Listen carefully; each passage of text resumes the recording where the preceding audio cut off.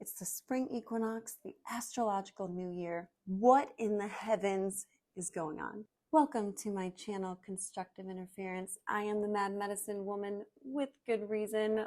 Please check out my story on my page. What in the heavens is going on this astrological new year?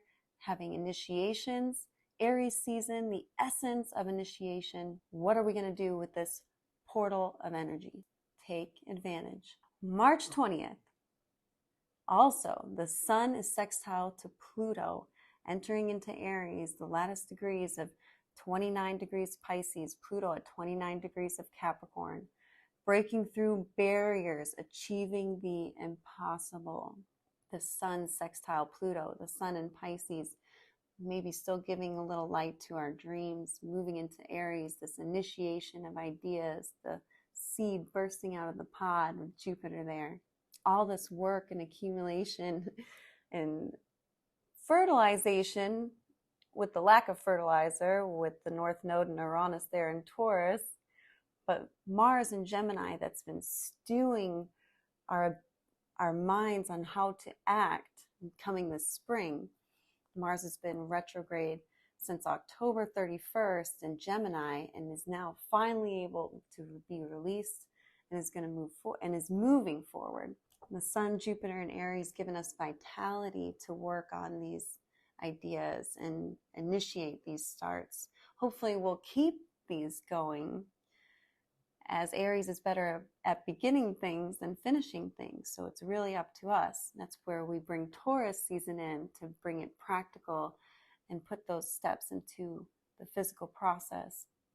Mars is also square Neptune, Mars being at 27 degrees of Gemini, and Neptune is at 25 degrees of Pisces still. Forcing beliefs on people and others is a futile process. So Neptune and Pisces, that otherworldly, internal, private part of ourselves, squaring Mars and Gemini, Gemini representing our ability to speak and share with our people around us interpersonally, friends, neighbors, sisters, cousins. Again, a little bit of that community, that Gemini representing more closer relationships, Aquarius representing our community relationships, bigger organizations, our own personal beliefs, acting out on those personal beliefs. I feel like self-doubt is a good way to characterize that Mars square Neptune, where it may be challenging to get the right words out or take the right action. Action speaks louder than words. The 21st, Venus is conjunct the North Node in Taurus at 5 degrees, exactly 58 minutes. Uranus is also there in Taurus, the energy of awakening, sudden change, how we invent. I believe bringing our personal values, our personal gifts to work, our ideas, putting them into fruition. This North Node where we're heading as a collective. Venus is about our self-worth, our possessions, and changing in possessions there with Uranus, the Venus and the North Node in Taurus. It also has to do with what we give and what we are received in return for that offering. So the 2nd and the 6th house and the 10th house of earth signs represent that physical service and how we receive the benefits of that service back from others. All this action is square to Mercury at 5 degrees in Aries, so we may have misplaced affections, learning how to trust. Aries is very singular, about the individual, about ourselves. Mercury in Aries is about, again, those Venus and Taurus of our own self-worth is exaggerated by Mercury and making money, commerce, our daily routines, that Mercury rules between Aries, Gemini, and Virgo. And those themes, again, we look for signs. We're using terminology and symbol to describe the effect in the physical world, the cause and effect, the subjective, intangible words, and the physical, tangible result. On the 23rd, Mercury is trying to Lilith, Mercury at 8 degrees of Aries and Lilith at 8 degrees of Leo. Both this fiery energy. Lilith is almost, I think of Lilith as very seductive, very magician-like. When it comes to the ability to manipulate, maybe it's very feminine, like a femme fatale energy. But again, exaggerating that Mercury in Aries, a little bit self-centered, individualistic on our own personal goals and how we're going to achieve that. Maybe we're very charismatic and seductive and attractive. That Leo, ruled by the sun, is very attractive. Being in the limelight, that's ruled by Leo, the sun in Leo, Jupiter in Leo, the king,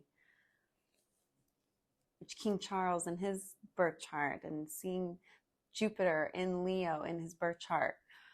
How cool is that?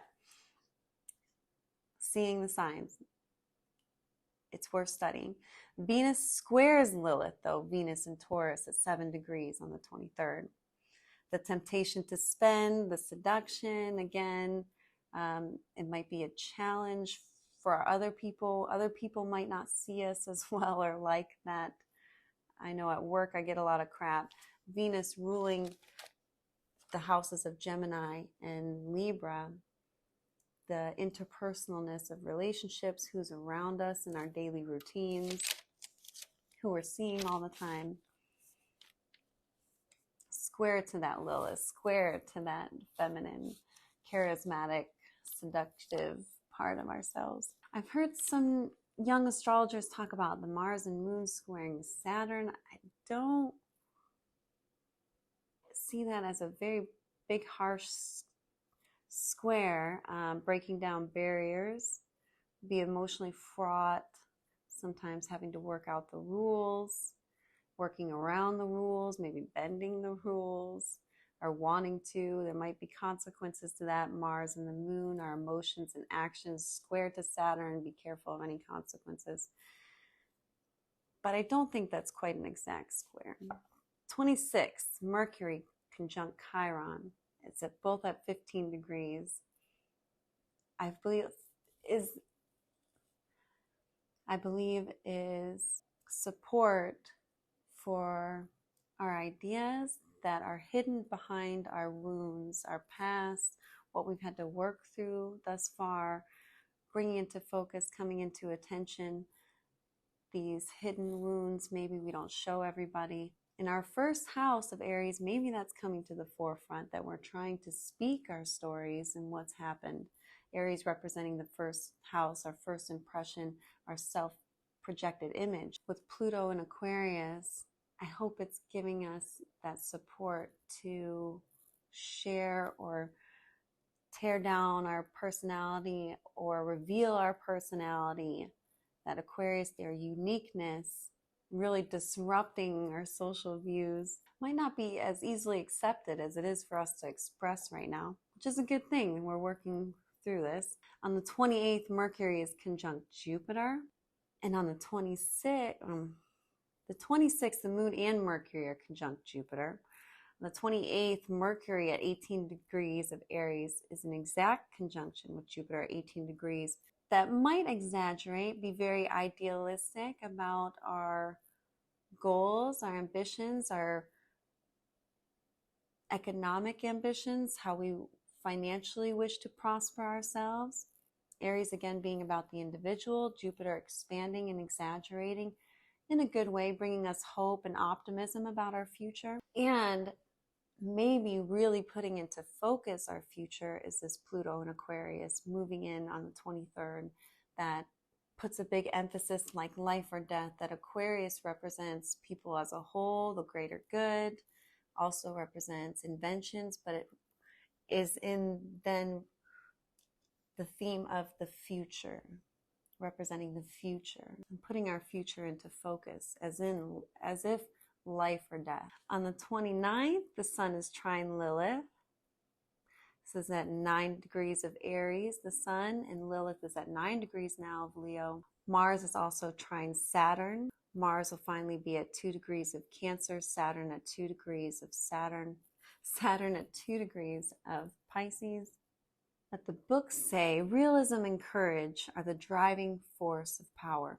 Mars in Cancer is not easily expressed or taking action, or that action is focused and dependent on our security and creating security, our insecurities, and how we overcome those insecurities. Mars there, that action warrior-like, trine to the water in Pisces of Saturn. Mars and Saturn are very action-oriented, working together in this way, very disciplined, putting into focus our foundations and structures, what makes us secure, depending on where these zodiacs, where the houses are for you, which you'll see in other videos. On the 30th, Venus in Taurus at 16 degrees is conjunct Uranus in Taurus at 16 degrees. Uranus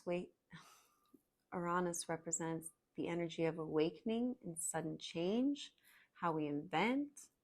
Our pineal gland, the circulatory system, it's electric. We think of it as blue, like the planet is blue. It's revolutionary, inventive, drastic changes come with Uranus. Social causes, science, industrial technology, migration from country to towns, colonial expansion, political upheavals, French Revolution, the birth of the United States, the rights of man are emphasized with Uranus strong. He's the father of Saturn, the god of the sky, creative power of the human will, inventions, theories, discoveries, relationships that may seem startling at first, sudden, exciting, earth-shattering, dangerous, impose change for their own good, imposes change for your own good.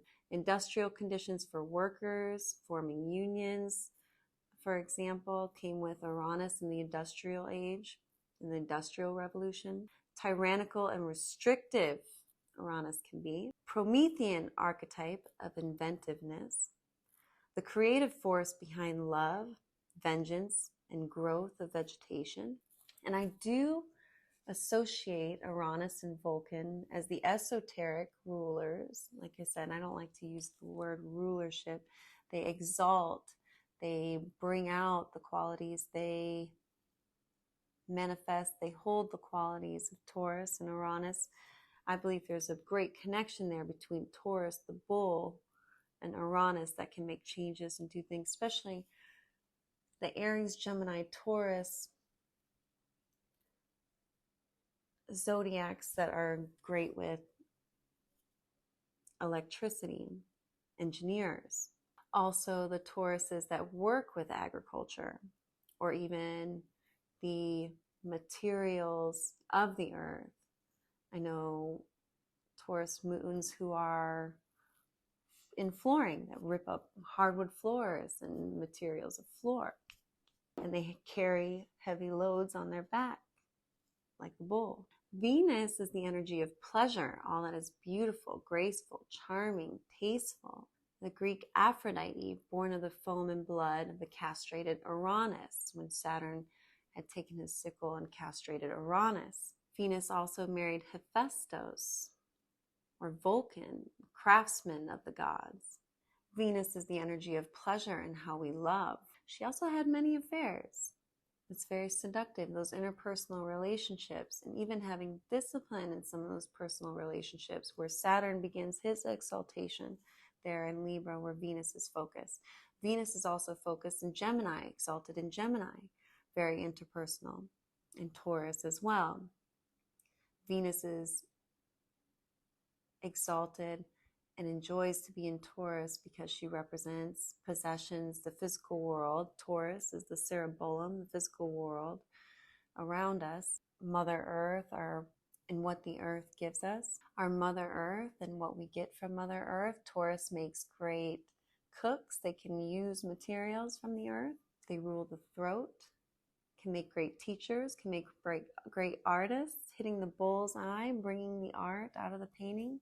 They already see in all this light with the single eye of the bull. The smells, sights, sounds, and sensations that we love, that bring us pleasure, is ruled by Taurus and Venus. Irresistible charm can entice and seduce. shows our passion, our intensity, what we are attracted to, experiences, possessions, people. Again, Taurus likes to have nice things. Could be fashion, could be going out to dinner, spending money and food and dining on other people. Venus in our birth chart indicates how and when we fall in love as well. For any of you having fortunate aspects in your birth charts to this Venus in Taurus, you might have an easy flowing energy to meet someone significant or even a business partner. Taurus ruling that second house of contribution and receiving that back, the use of life energies. The goal is to move beyond attachment. Again, seeking light, seeking beauty that is transcendental. Those things like standards, values, priorities, disciplines, interests. Reveals who and what we value and how we express that appreciation. The age of the youthful lover, the third stage of life, of the 7 ages of Shakespeare. Venus also fell in love with Adonis, a mortal who was slain by jealous Eris in guise of a boar. It can bring up jealousies. That's why our releasing of attachments is so important, as we learn from the stories. Aphrodite, the mother of Eros, is a mix of delight and destructiveness, harmony and conflict that arises from beauty, love, and desire. The Roman Cupid, sexual love, harmony. The Roman Cupid of sexual love is Eros, who also bore harmonia, harmony. Demas, fear. Phobos, panic. Julius Caesar claimed descent from Venus, and the Trojan Aeneas, ere Augustus adopted the goddess as family protector, beauty of form and material wealth that enables successful enterprise. The Babylon Ishtar is related to Venus, fertility, love, war, sex, who braved and survived the underworld. Mistress of magic, Indian goddess Lakshmi, goddess of Egypt Isis, daughter of the earth god Geb, and sky goddess Nut, and mother of solar god Horus. We see the themes of Venus.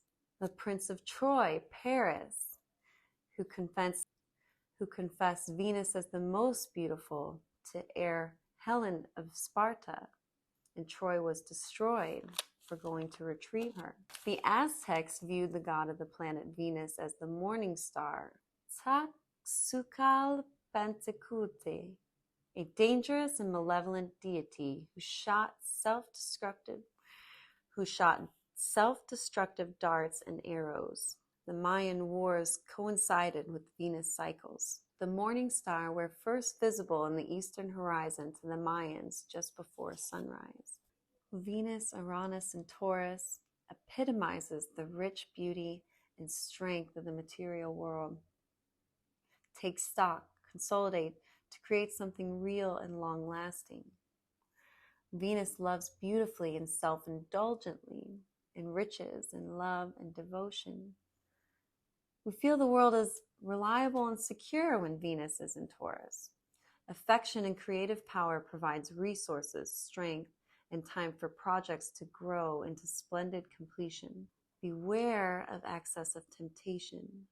Superficial material beauty and possessions will be our downfall. Spending too much money, realizing later on we should have had more discipline, where we overextend ourselves physically and financially to see beyond the material world that truth is beauty. And I think of Immanuel Kant, when I was studying philosophy in college, Western Carolina, that beauty is something transcendental.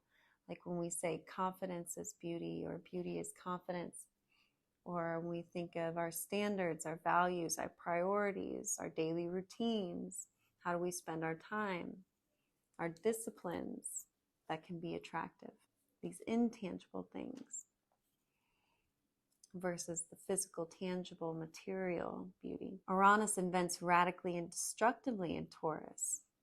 New machines, citizens rebel, the first oil drilling, the expansions of the West, freedom versus slavery, 1934 to 42. Mercury will be entering Taurus April 3rd. That communicates firmly and insistently, stubborn in beliefs. Taurus will fight to the death for the ways of doing things that have always produced results, the traditional way of doing things. And then the sun will enter Taurus as well. Might make us a little more greedy, self-focused, possessions, nurturing ourselves with possessions, good food, spoiling ourselves, feeling ourselves, especially with Mercury there, our daily routines, how we're spending our money, what we're doing throughout the day, who we're spending time with, those Venerian themes, traveling within 15 degrees of these planets starting April 21st into Taurus season.